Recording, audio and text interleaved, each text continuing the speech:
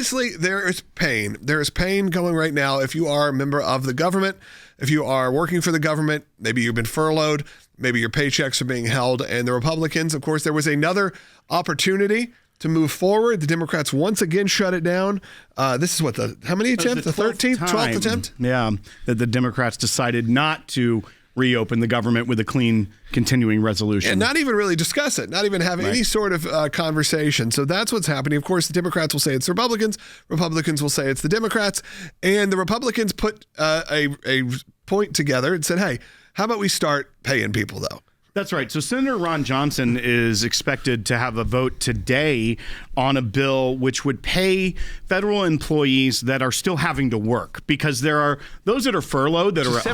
Home. Yeah, that aren't going to work. But then there are those, you think about the air traffic control, the military, people that still have to show up and are not going to be receiving a paycheck this Friday when payday rolls around. And so he put together a bill that those that are still having to show up should be getting paid for that. The Democrats are trying to frame that as, well, then the president gets to pick who's essential and who's not. He gets to pick who's getting paid and who's not, which is a ridiculous argument in and of itself. But now the Democrats came up with two kind of competing alternatives to Senator Johnson's bill. They can't just say yes, that's a good idea. Right. They can't do that. And then they can't also look like they didn't come up with something on their own. Right. So one is the most bizarre thing that I think I've seen proposed by a Democrat, and they proposed a lot because someone that's saying a lot. Well, someone thought this is a really good idea, and it's going to make us look better throughout this shutdown process. This comes out of Senator Gary Peters from Michigan. This bill he's planning to drop at the Senate today that would pay all federal employees, so every single one, 100%, from the start of the shutdown up until when that bill that you see on the screen is enacted. So essentially hitting the reset button on the government shutdown. Reopen, close. We're going to pay everybody, and then you get your back pay, your one or two missed paychecks throughout this process, Jordan. But then immediately you're back at zero. You're still nervous for your family. You're still worried about it. It opens a wild precedent. A horrendous precedent to open, because what it does is allows the government to operate at 100% when Congress has not passed a budget, because now you're paying for everyone, and because you have to do it every couple weeks, you're having to go back and vote. And if they're trying to pressure Republicans into doing this, say, oh, these people need their paychecks, instead of Republicans saying they'd all be getting their back pay right now if you signed on with the majority party who controls the House, the Senate, and the White House continuing resolution, which, by the way, adds nothing new to what was already passed as law a year ago. So no new Republican plans. Just keep things as they are. Now, also, he doesn't really want it to go through, because he's not putting it to a normal floor vote. He's forcing it through unanimous consent, right. Which try getting 100 people. Right. That would be every senator would have to agree to move forward. You have to get 100% of the U.S. Senate on a piece of legislation, say we'll pay everybody for 2 weeks. And by the way, we'll come back again in 2 weeks and have to pay them again, or else you'll be the bad. And then what is the impetus for ending the shutdown then if you are a Democrat, if you could now pay the entire bureaucracy, which you love, tell the OMB they can't furlough any more people, which is, again, not the role of Congress. The executive branch, again, executes the laws that they pass. And then at the same time, they will try to use it against Republicans to say in ads, see, we had a bill to pay you to make sure your loved one who worked for the federal government was paid. They voted no. But what they're not telling you the truth is, you'd be having this fight every 2 weeks, which means you would never get to an end of a shutdown. And any federal employee right now who has been there at least since Trump 45, so President Trump's first term, has been through a shutdown longer than this. Now it's getting closer, but it was 35 days. And I think we're at day 23 right now. So I think they've been through it. They know they got their back pay. I think it's when you start getting close to the day 30, if it looks like no movement, you got to push on something like what Ron Johnson is proposing, and not be scared into thinking that you've got to vote for this Democrat proposal because of what ads they must run against you. Well, and here's the other. The Democrats know right now it's hurting them. They tried to make it the Trump shutdown.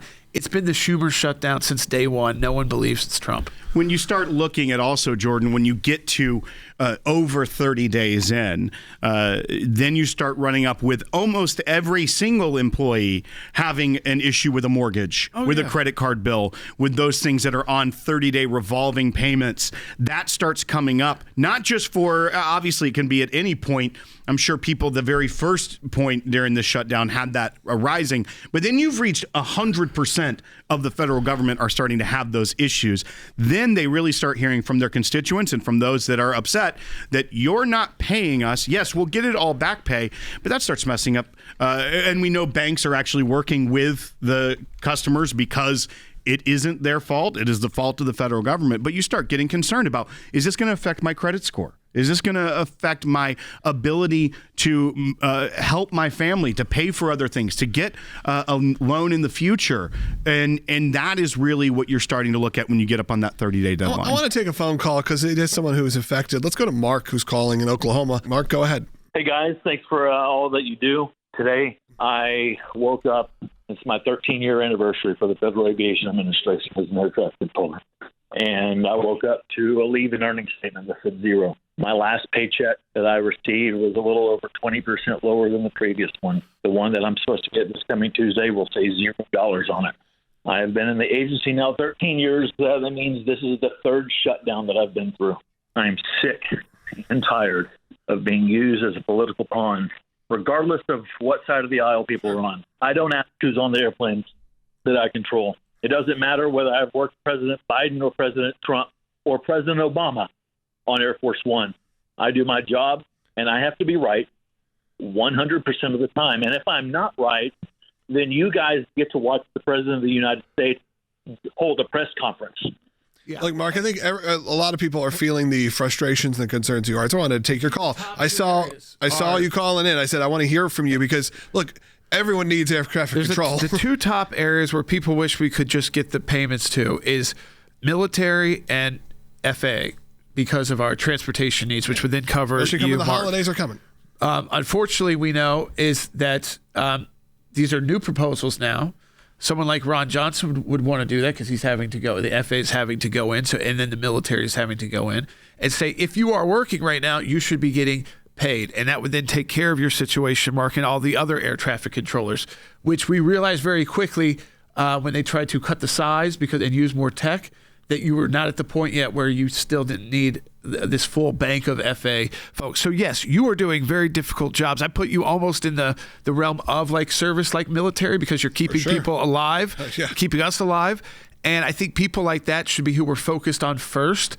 And Ron Johnson just took it a step further and said everybody who is still working. And that's not good enough for Democrats. Well, and to that point also, Jordan, what Ron Johnson's proposal would do would help people like Mark, who, as he just said, has to be right 100% of the time. What he doesn't need in the back of his head is what's my next paycheck going to look like. And that's what these people that have to be groceries tonight 100% of the time correct.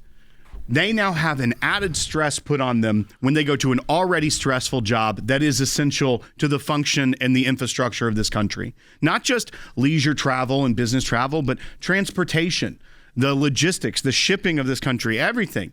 We have to think about that. They are putting an added stress. And what does Gary Peters' proposal do? It says, okay, you get your back pay, but that stress doesn't go away. You as an air traffic controller, you still now have to worry about the next paycheck. And you know what they're going to do? The Senate, after they vote on these today, or I'm sorry, not even vote, have unanimous consent, go home for the weekend on Thursday. They're done. Yep. Close up shop.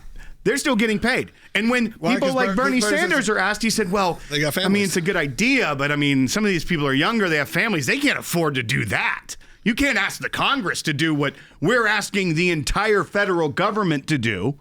How dare you suggest that? And he's supposed to be the socialist.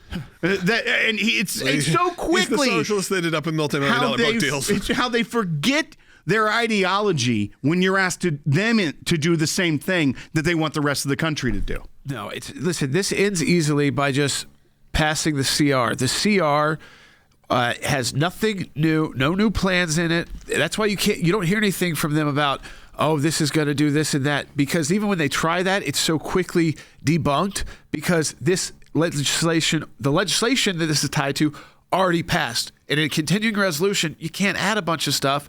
So the Democrats just don't want to even give Republicans a win on a continuing resolution. That's not final. That's not like passing a final budget. This is how dedicated they are to the radical left of their party, that they think even the bureaucrats who usually vote Democrat, I think it's about 90%, they're willing to make sure, to put them in pain, in harm's way, because of politics, because they don't want to be outdone by the more liberal members of their party, like AOC and others who they think they are all in a fight with, especially Schumer. And if you're someone like John Fetterman, who's actually speaking logically about this, what are they threatening to do? Primary him. Yeah. They're about to throw him out of their party.